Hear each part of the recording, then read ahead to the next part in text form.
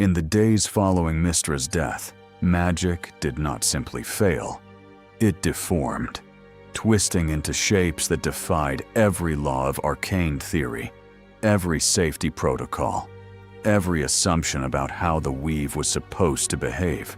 The first case I documented occurred in Waterdeep.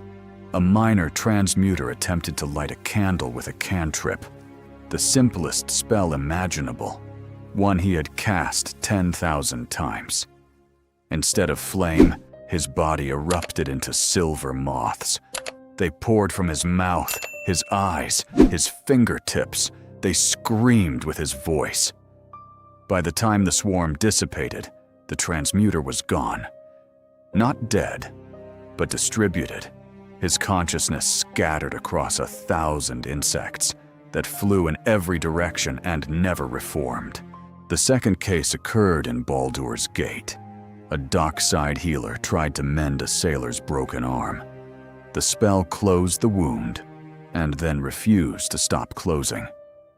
The flesh continued knitting itself together long after the bone was set, sealing the sailor's fingers into a single mass, fusing his eyelids shut.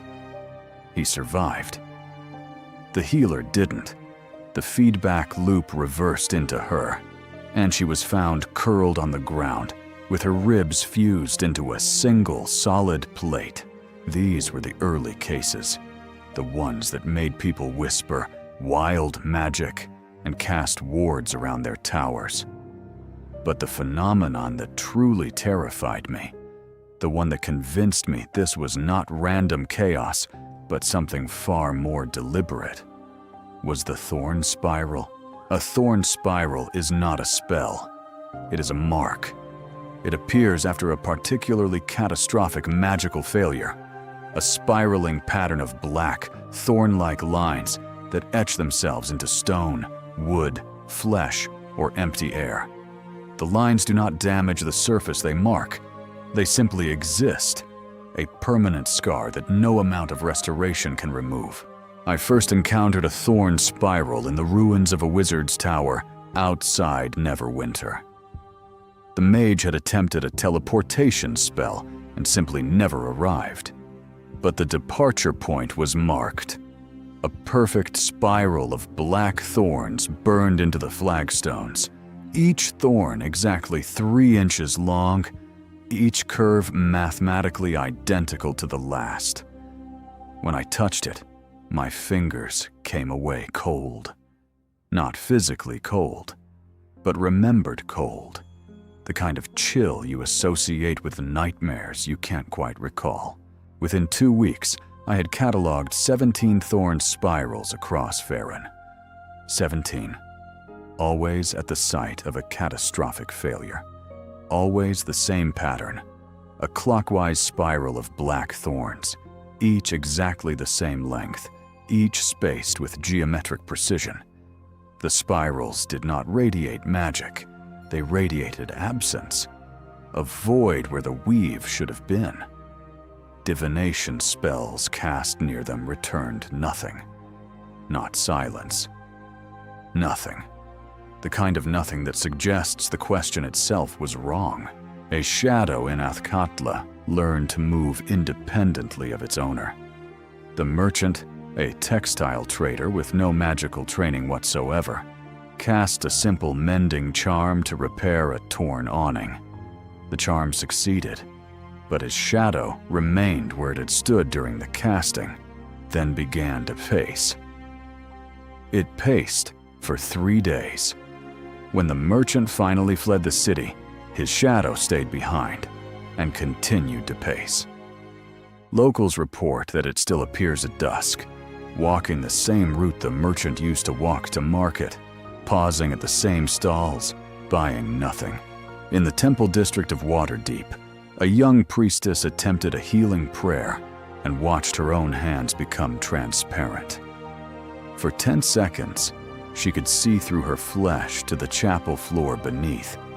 Not her bones, not her veins, but the floor itself, as if she had momentarily become a window rather than a person. The transparency faded. But she told me that ever since, she feels watched from inside.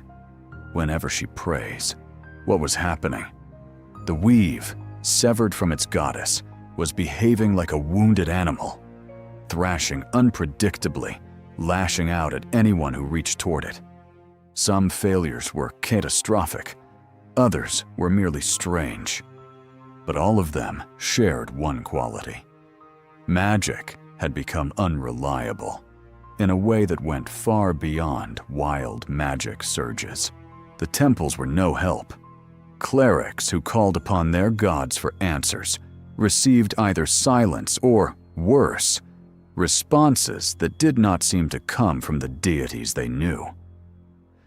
A priest of Lathander in Cormyr told me that his morning prayers felt empty, like shouting into a well that no longer has a bottom. He kept praying anyway. He was too afraid to stop. I spent those weeks traveling from one catastrophe to the next, cataloging failures, sketching thorn spirals, interviewing survivors. I did not sleep well. I still don't. The question that haunted me then, that haunts me still, is this. If magic was capable of these horrors when it was merely wounded, what would it become if the wound festered? What would it become if no one claimed the weave before the corruption spread beyond healing?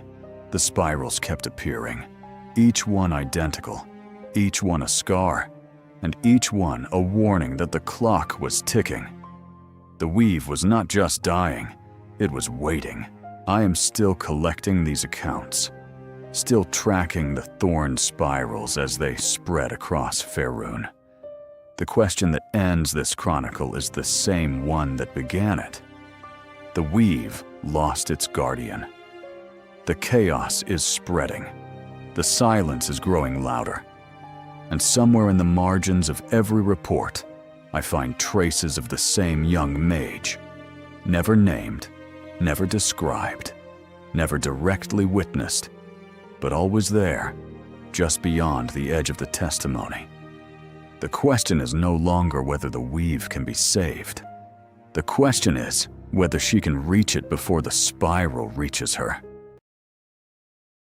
The Impossible Archive is open. New episodes every week. Subscribe before the next entry disappears.